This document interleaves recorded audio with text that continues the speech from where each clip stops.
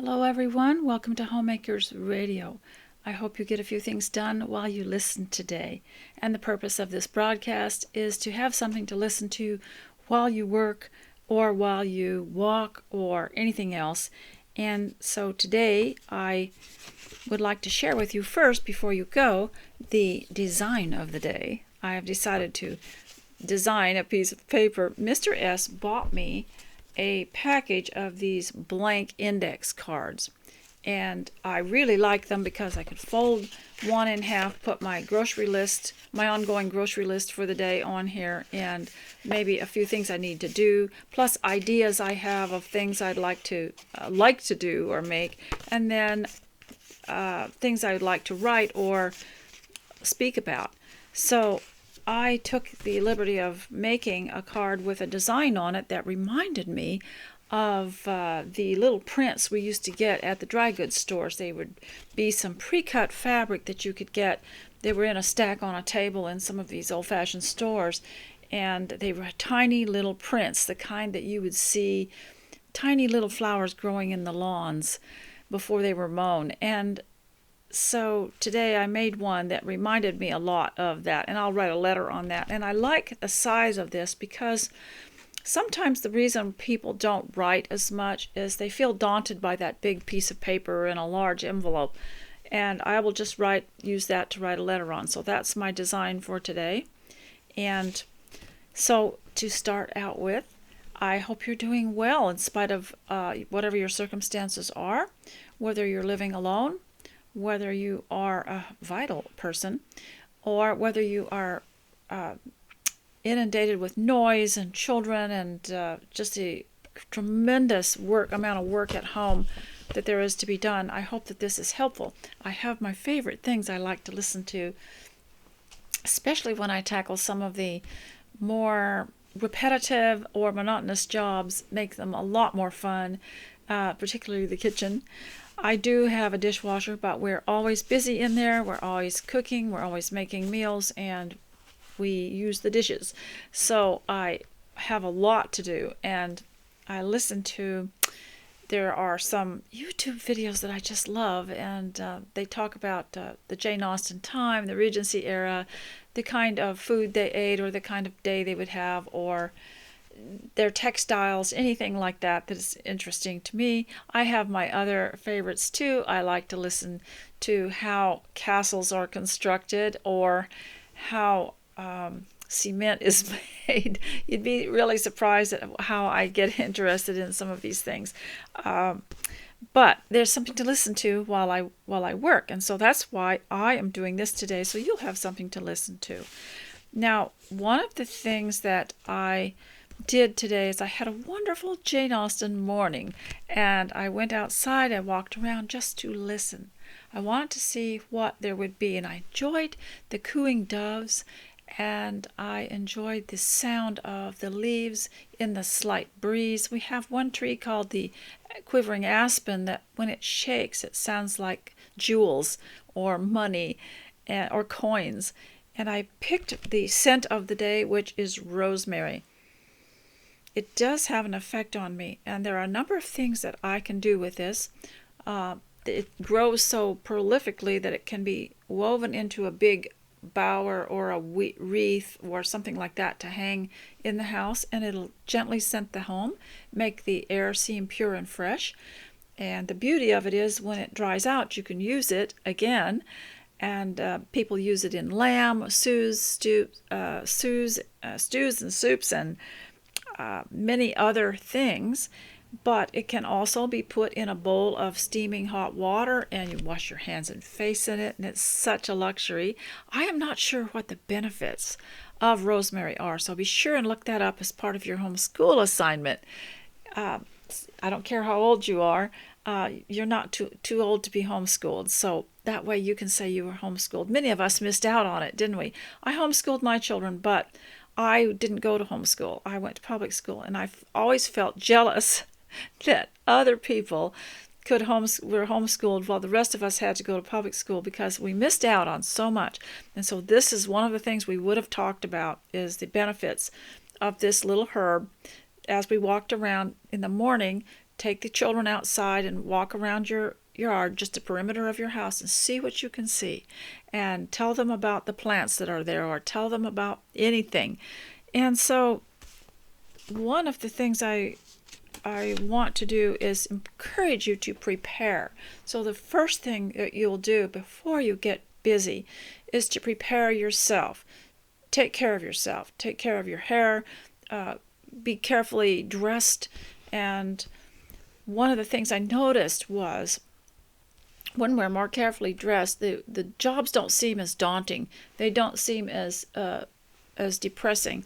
And our attitudes are just a little bit better when we know that we are dressed well, or that we look okay, to us at least. And I am wearing a Laura Ashley dress that I made from a pattern, and I believe the fabric was probably also Laura Ashley.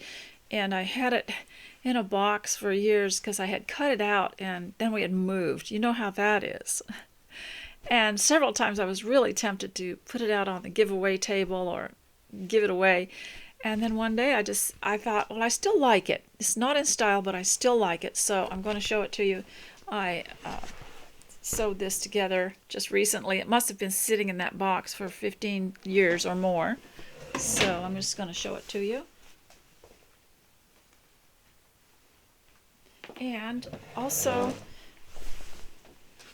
I have a little video someone sent me recently, and I will try to place that on here on the page so that you can click it and go to watch the story of Laura Ashley. Somewhere in there she said, at least the one that I saw years ago, she said that these dresses that she had made out of this wonderful cotton fabric that she had made for her shops were not intended for posh wear. They were intended for the home.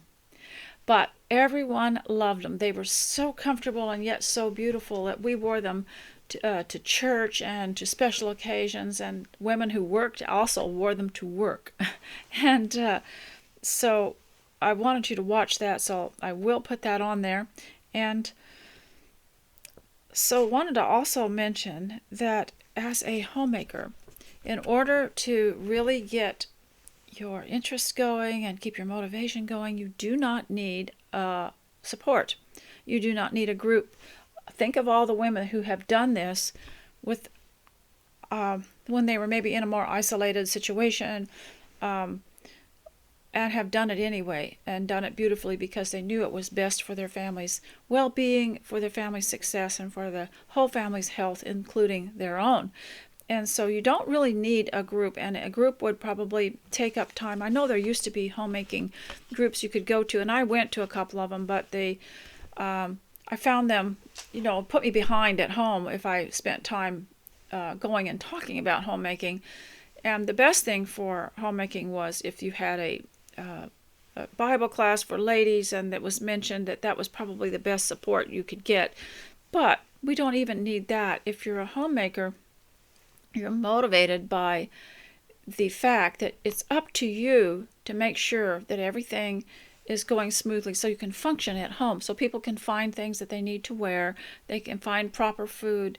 And so these kind of support you need is to be able to look back at your own work and say, oh, I did that. Oh, I'm so glad that's done.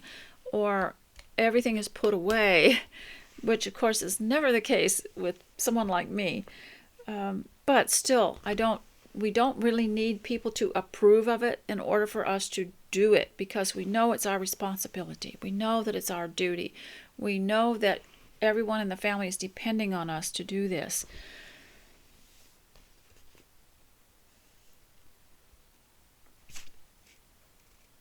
Now, a huge part of preparation is taking care of your health. A huge part of getting ready for the home. One thing I like about being able to wear what I want to wear at home is I can wear something that's loose and comfortable.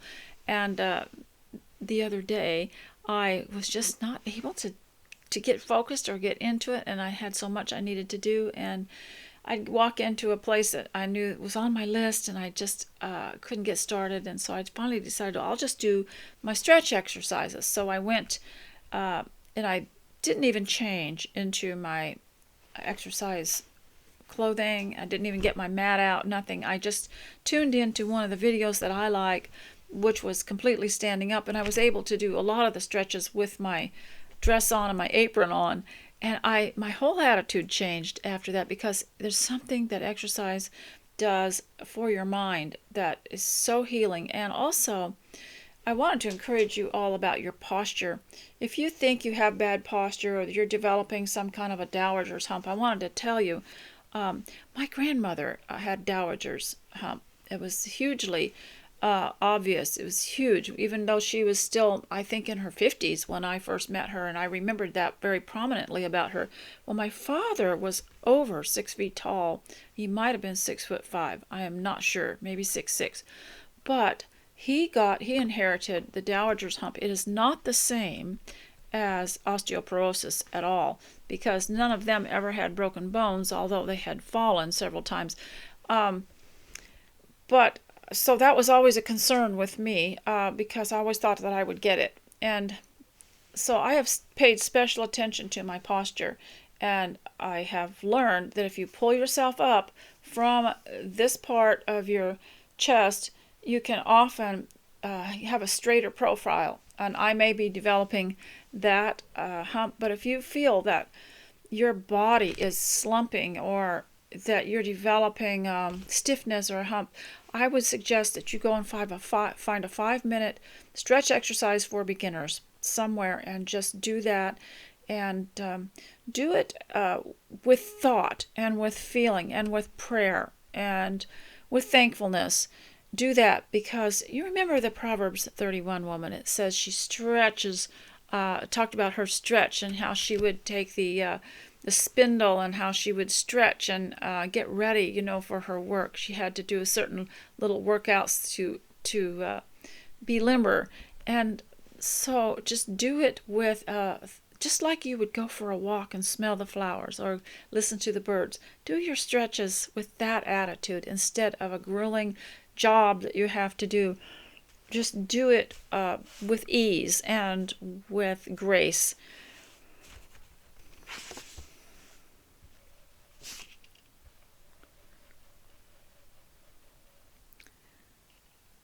Now, the more despondent and reluctant we are when we are approaching the day for home, and I'm going to go into the homemaking pretty soon, the more despondent we are, the harder the job is, the more grueling it is. And that's why I suggested that you do as I did, and just go and do your stretches if you just can't get into it.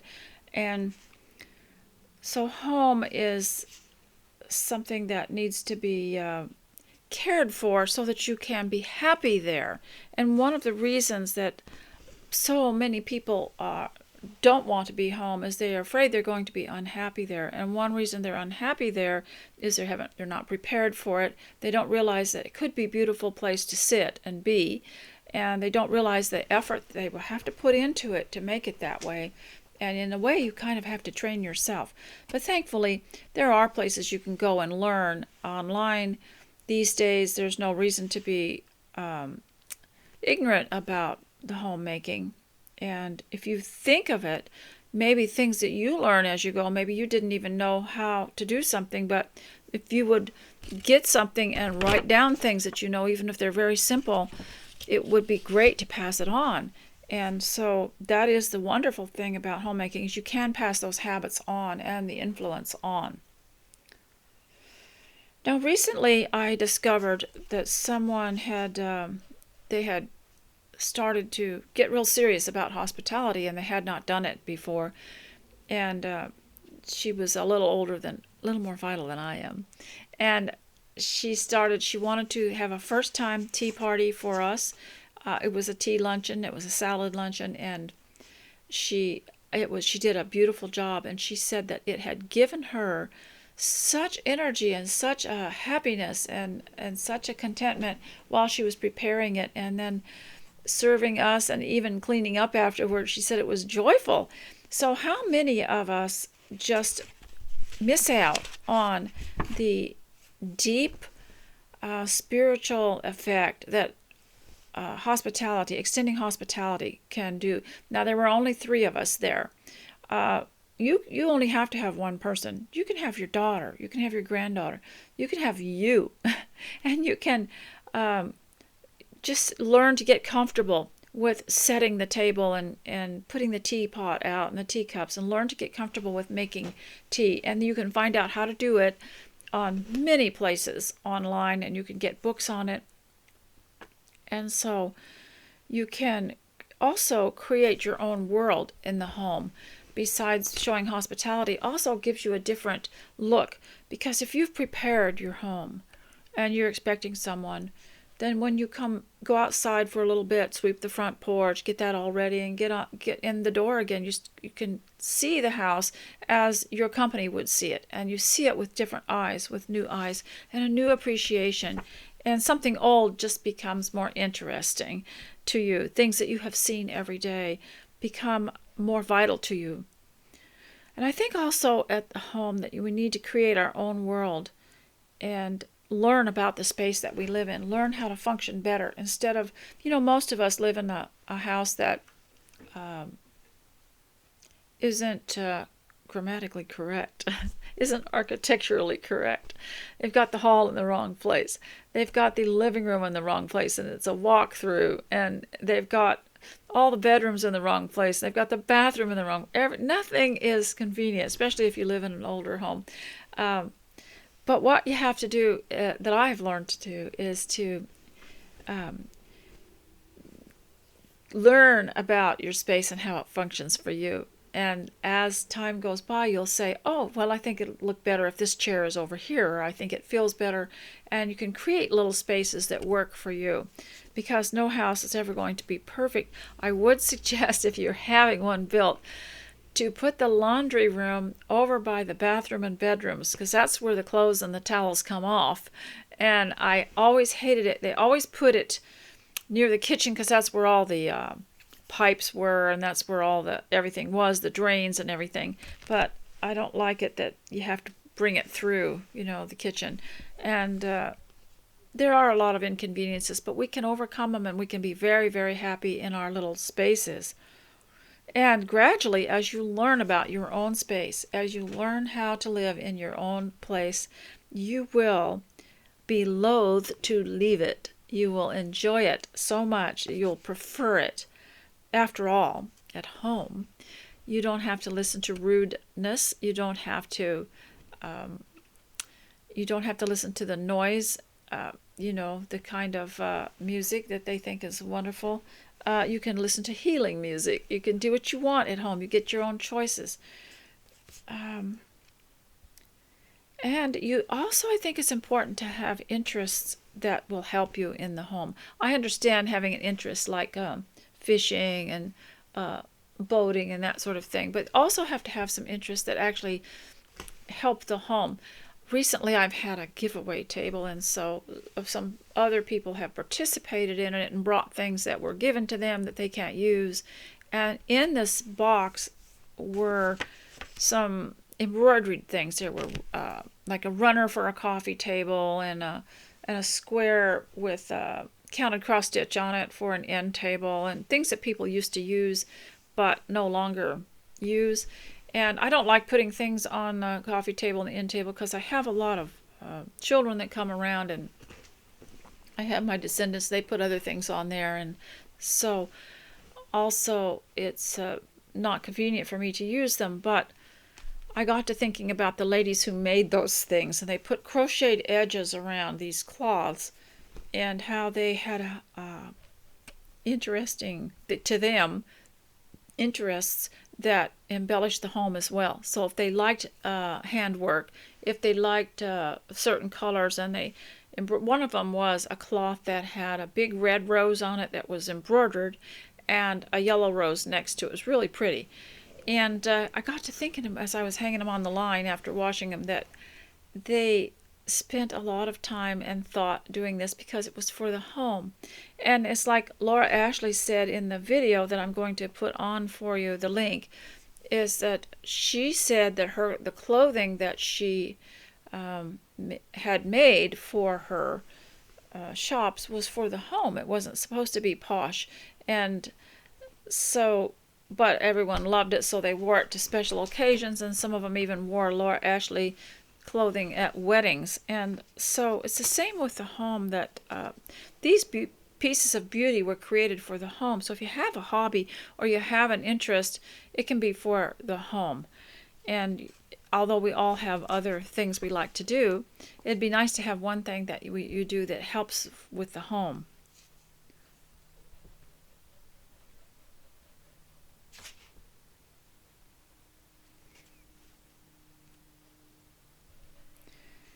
Now, there are so many luxuries that we can have and participate in the home if you take your eyes off of the world. And so for a little while I'm here and while you listen, why don't you not think about the world and all the concerns? I remember one time my father telling me when I was saying, "Daddy, is there going to be a war? Daddy, is there going to be this? Are we going to have enough food for the winter? Daddy, are we going to?" He'd say, "Why don't you let me do the worrying, and you can draw pictures." And I had a notebook. He was always encouraging me to draw, and why don't you, or you can, make cookies or something like that. And what a wonderful thing to have someone tell you they'll do the worrying, and you can do something that is enjoyable and relaxing. So why don't we think about all the luxuries that you have that you can do, but you've got to take your mind off of the world. You've got to take your mind off of the popular singers. You have to totally ditch the movies. You have to totally take your mind off of who's famous and who's well known, and sports figures and even artists.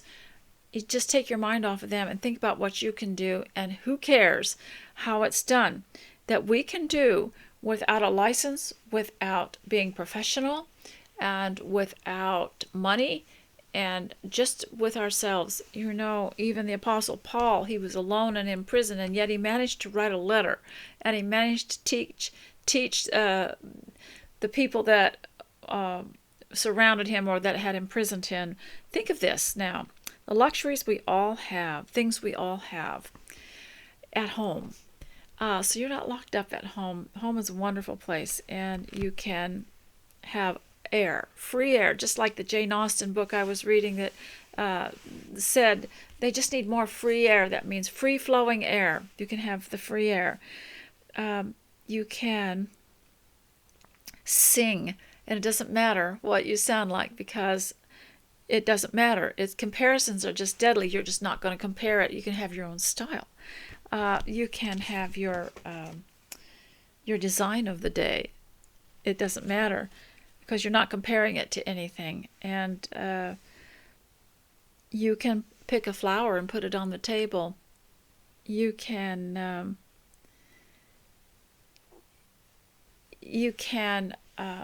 write to someone. You can read something, and you can rearrange your living room. You can set a pretty table. Look at all the luxuries that we have, and the luxury of friendship also. So you can create your own world, learn how to take care of your own space, and have your own luxuries at home. And you have to look at them as though they are luxuries. I think one of the problems with not living our full potential is thinking that you have to go to these big centers and for entertainment, or watch TV or anything like that. You don't have to do that. You can be your own entertainment.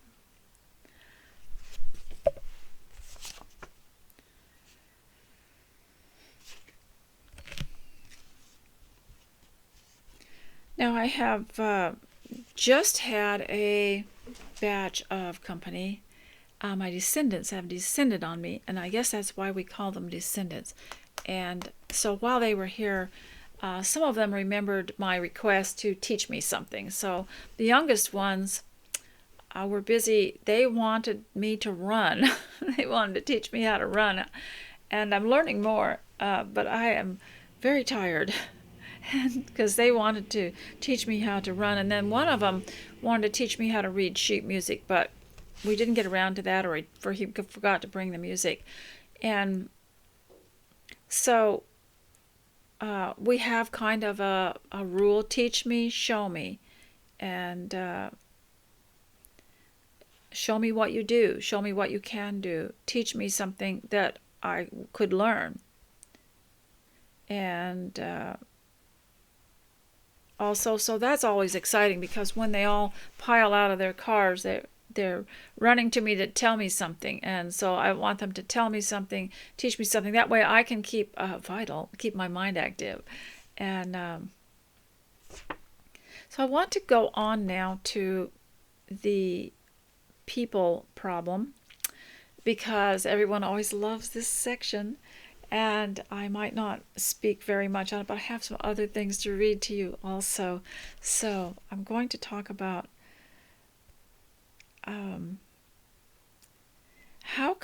why is it you have to guard against entertaining depressing ideas in your mind? And what I mean by entertaining is letting them settle in and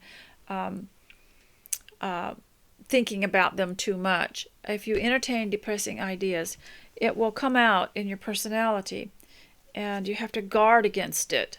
You know, the Bible says, guard your hearts and minds in Christ Jesus. And so this is one way in which old literature becomes very useful, is that it will help you see these things and these people. Remember Lucy Steele in Sense and Sensibility. And also Emma. Jane Austen wanted to write a character that no one would like, but she failed because we all liked her. But the irritating part of them, just think about that, because you have to guard against hasty, snappy, sharp replies, which tend to cause arguments. You have to guard against always looking on the dark side. You know, they have these words, optimists and pessimists, and the pessimist says, oh, nothing's ever going to change. Nothing's ever going to improve. But the optimist says, I'll tell you what I heard recently. I don't know if you'll like this or not. But the pessimist says things could not get worse. And the optimist says, oh, yes, they could. So, but here's the problem. You know how when you go to, we're all familiar with shopping and with marketing, and it's been so much greater in this era of time than it was when I was growing up. We used to order from catalogs all the time, and you didn't think about comparison or anything, hardly, except from one catalog to another. But if you got a bad product, you could send it back, and you would warn other people about it, and they would lose money on it, so they couldn't sell that product. And that's how that product ended up not being sold again. And that's how the market took care of it. Well, it's the same today. You know, things that don't serve you well and don't work, and so the market takes care of it, as they say. Well, when you have a discouraging personality, and you know, you're not born with that personality. You acquire it through various bad habits, maybe even from your family, or people will say it's a family trait, they inherited it. Nobody inherits the personality. They might be influenced by certain tendencies in that family, but it's not set in stone, and it can change. Just like my posture, as I've grown more vital, I have been paying more attention to my posture. I think you can even see in previous videos that I've been improving it. So you can improve. And so when you're tempted to be sour and say things like, well, I'll know it when I see it, or that will never happen, things like that, or good luck with that. Sometimes other people can be wounded by those kind of things, especially if they're all fired up for something they're looking forward to, or they want to be successful themselves and someone else tells them they can't be. That's not very good. But let me tell you, it won't be the market that will take care of that. When a product is no good, people won't buy it anymore, or it'll get a bad reputation. But let me tell you why it's so important to guard your personality so that you don't become too objectionable and contradictory, especially as a vital person. It's very tempting to get that way. It does affect a certain market. And that means when you become so depressing to be around, it affects the market. It affects the friendship market. It affects the social market. It affects the family market. It might even affect the commercial market if you own a business. No one wants to come in and shop at a business where the owner or the person that works there is not cheerful and it doesn't have a lot of confidence in the product, because rudeness and sourness hurts families, and bad manners create strife, especially in the home. Now today I also wanted to read you a scripture, just one scripture here, and I'll tell you why it's important to me. And it was 1 Peter 2, verse 2. Like newborn infants, long for the pure spiritual milk, that by it you may grow up into salvation, if indeed you have tasted that the Lord is good. And what I like about that, it says, long for the pure spiritual milk, like newborn infants. And that means to be as happy with the simplicity of scriptures. I can be just as happy with it, using an old scripture over and over that I like the one I did last time. Whoever desires to love life and see good days, let him seek peace and pursue it. And it's simple. And yes, I do enjoy delving in a little bit in depth in some of the more complicated things, but like a newborn infant, long for the pure spiritual milk. That means the innocence of some of the more simple scriptures. And I only say a few of them to you over and over, but I still love them. And it's said, if indeed you have tasted that the Lord is good. So the simplest, some of the simple things that I might repeat here over and over are very important, and I like them just as much as I did, than the first time I read them. Now I'm going to read to you something from Brian Kozlowski's book, and there's so much more that could be written on the Jane Austen subjects besides health. This is basically a health book, but I wanted to read to you about the custom of tea because it will keep you from drinking too much tea or coffee all day long. And you just need to pace yourself and have it maybe 3 times, just 3 separate cups. You don't have to be drinking it all day long, but you can still enjoy it. Now I have a favorite. I didn't bring it to the table here, but it's a strawberry tea that my daughter gave me, and it's when you make it in the cup, it scents the whole house. You come in, it just smells like a beautiful. You know how strawberry and berries smell. They have a perfumey smell, and the scent is just as good as tasting it. And I love the color of it. But not having that, I will just put a strawberry in a cup and pour hot water over it, and maybe add a little honey, maybe not. But to make it special, just have it 3 times a day when you wake up in the morning, then maybe in the early afternoon, a special cup, and then maybe 1 more, maybe, but 2 at least. Questions now eagerly poured forth is what this is called. And it's about the tea drinking of Jane Austen. How much? At the very least, tea is sipped twice daily in Austen world during breakfast and a few hours after dinner, the normal tea times in Jane's novels. Multiple cups were usually consumed at each sitting.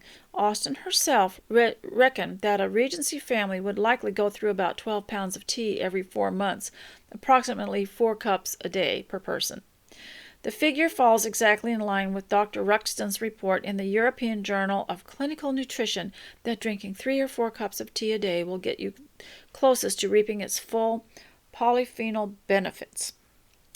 What type? Austen was an equal opportunity tea drinker, enjoying both black and green tea and rarely differentiating between the 2 of them. A smart move. Every tea leaf, whether it's black, green, or white, in a bag or loose leaf, comes from only one plant, which means all teas share the same basic health benefits. And for my birthday this year, my daughter bought me a tea plant. I'm trying to keep it alive, but it was bred for this area, and it's sitting there on the front porch right now receiving some of the sunshine. And it has complicated directions that came with it. It likes to have water, but don't let the roots sit in it, and just all kinds of stuff. And so it's basically a camellia plant, and so I'm looking forward to it not dying. If I see that it's not going to work out there, I might bring it in the house.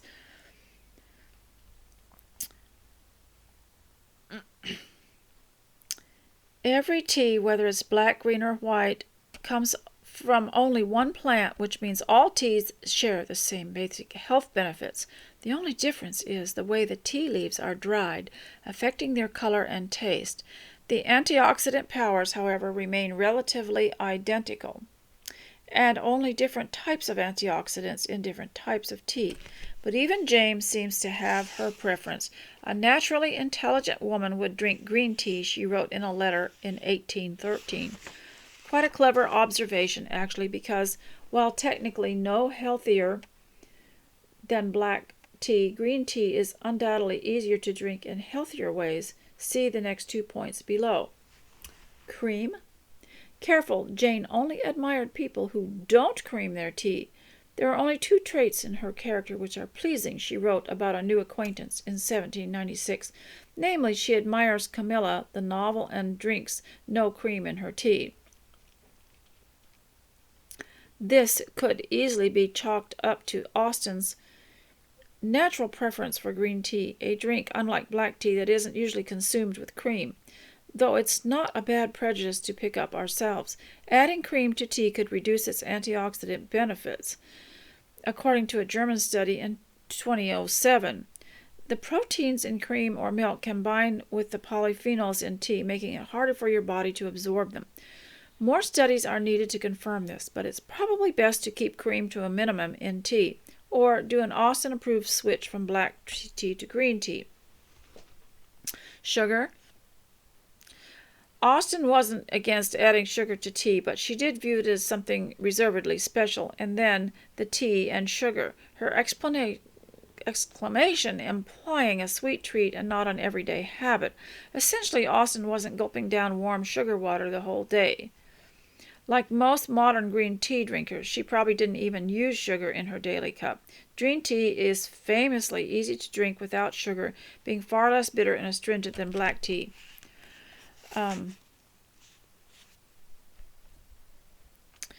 But if you're hankering for a cup of sweet cream tea, and I personally adore an occasional cup myself, it helps to remember one big Regency rule: keep it small.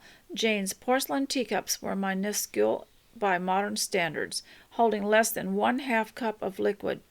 Modern mugs, by contrast, hold double that amount, therefore requiring double the amount of sugar to sweeten, and good enough reason to dig out your grandmother's old china teacups from storage. They're the healthiest way to enjoy a little bit of tea when you want it a little sweet. Now, I wanted to mention, too, the lady that recently, I might have posted her comment, I don't know. She said that she started drinking her coffee in the little teacups just to keep her from drinking it in a huge mug or drinking it all day long. And what I have started doing is not making it in a teapot. Therefore, my tea bag will last all day, and I will dip it in the freshest, hottest steamed water and make the most fresh, beautiful cup of tea. And it doesn't come from the bottom of the teapot. It's just always off the top. And that also keeps me from drinking it all day. So I want to just have my cup in the morning and my cup in the afternoon. And I appreciate it more and I taste it better. Now I'm going to go on. And I hope you're getting a lot done while you work today. And I was reading you a chapter from Wives and Daughters, and it was concerning Mr. Gibson's neighbors. And one thing that I noticed about these authors of the 1800s is that they would set up the character and describe their habits, maybe spend a chapter describing their habits, describing their neighbors, describing their personalities, their tendencies, their weaknesses and stuff. Whereas a modern and then go on to the adventure or whatever they got up to. But the modern authors, like my friend, Miss Lily of the Valley, they'll make you guess just by what the characters do as to what their tendencies are and what their strengths and weaknesses are by their conversation.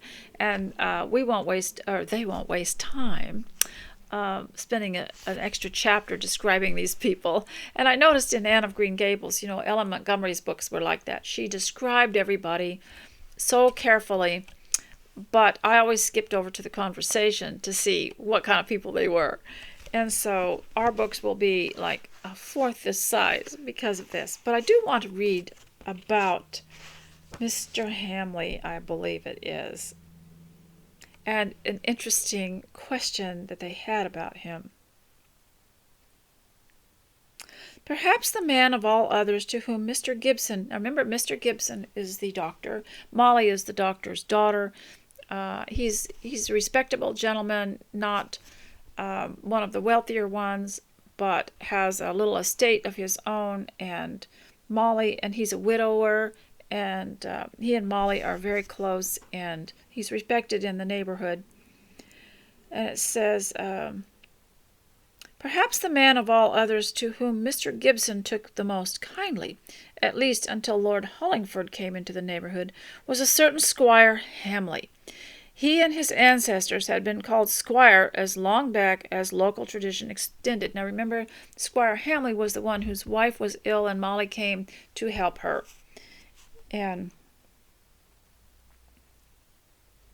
But there was many a greater landowner in the county, for Squire Hamley's estate was not more than 800 acres or so. That's the kind of acreage that would take you all day to go and check the fence posts.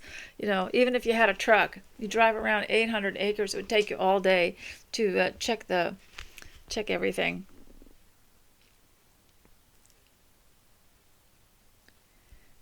He and his ancestors had been called Squire as long back as local tradition extended. But there was many a great landowner in the county, for Squire Hamley's estate was not more than 800 acres or so, but his family had been in possession of it long before the Earls of Cumnor had been heard of, before the Harrisons had bought Coldstone Park. No one in Hollingford knew the time when the Hamleys had not lived at Hamley. Ever since the Heptarchy, said the vicar. Nay, said Miss Browning, I've heard that there were Hamleys of Hamley before the Romans. Yeah, what were the Romans doing in England? Building the Roman wall, I guess. The vicar was preparing a polite assent when Mrs. Goodenough came in with a still more startling assertion. I have always heard, she said with all the slow authority of an oldest inhabitant, that there was Hamleys of Hamley afore the times of the pagans. Mr. Ashton could only bow and say, Possibly, very possibly, madam. But he said it in so courteous a manner that Mrs. Goodenough looked around in a gratified way, as if to say, The church confirms my words, who will now dare dispute them? At any rate, the Hamleys were a very old family. They had not increased their estate for centuries. They had held their own, if even with an effort, and had not sold a rood of it for the last 100 years or so. That's pretty remarkable. But they were not an adventurous race. They never traded or speculated or tried agricultural improvements of any kind. They had no capital in any bank, nor what perhaps would have been more in character, hoards of gold in any stocking. Their mode of life was simple, and more like that of yeomen than squires. Indeed, Squire Hamley, by continuing the primitive manners and customs of his forefathers, the squires of the 18th century, did live more as a yeoman, when such a class existed, than as a squire of this generation. There was a dignity in this quiet conservatism that gained him an immense amount of respect from both high and low, and he might have visited at every house in the county had he so chosen. He would have been welcome anywhere.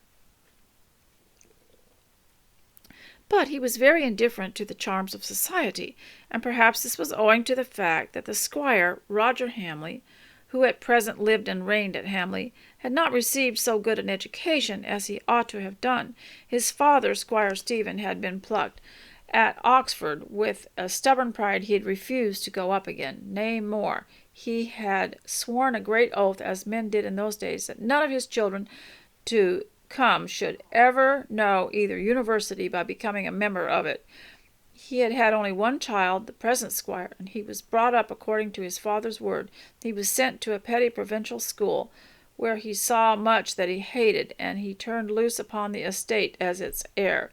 Such a bringing up did not do him all the harm that might have been anticipated. He was perfectly educated and ignorant on many points, but he was aware of his deficiency and regretted it in theory. He was awkward and ungainly in society, and so kept out of it as much as possible, and he was obstinate, violent-tempered, and dictatorial in his own immediate circle. On the other side, he was generous and true as steel, the very soul of honor. In fact, this is the way people used to be. They seemed to be so harsh, and you would be very respectful of people because they were so austere, apparently, but then they could be extremely, on the other hand, generous to a fault. I mean, they were and very helpful if you got into any trouble. But that's just the way people were. They just had these, on one side, a firmness and a fierceness, on the other side, a softness and a compassion that you wouldn't have expected. Mr. Hamley would not have sunk into the condition of Mrs. Hamley would not have sunk into the condition of a chronic invalid if her husband had cared a little more for her various tastes, or allowed her the companionship of those who did. After his marriage, he was wont to say he got all that he was worth having out of the crowd of houses they called London. It was a compliment to his wife, which he repeated until the year of her death. It charmed her at first, it pleased her up to the last time of hearing it. But for all that, she used to sometimes wish he would recognize the fact that there might be something worth hearing and seeing in the great city. But he never went there again, and though he did not prohibit her going, yet he showed so little sympathy with her that when she came back full of what she had done on her visit, that she ceased caring to go. No, but what he was kind and willing in giving consent and in furnishing her ample supply of money.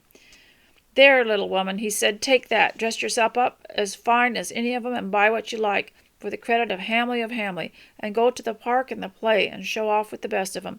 I shall be glad to see thee back again, I know, but have fun while you're about it." And when she came back, it was, well, it pleased thee, I suppose, so that's all right, but the very talking about it tires me. So you remember that from the movie they made of Wives and Daughters, when she told Molly, as she was reclining in bed, she said, "I used to like to go to London, but it displeased Mr. Hamley. He wasn't interested in it, so I lost interest." So, ladies, I hope that this has been helpful and that you're able to get a few things done while you listen. I hope to do better next time. Thank you all for being so tolerant of me, and for those who care for me and who pray for me and make contributions. I appreciate it more than you know. If you've sent me an email and I have not answered yet, I hope you will excuse me, and I hope to get here more often. Thank you so much, and God bless you, and keep your mind on Christ. Goodbye.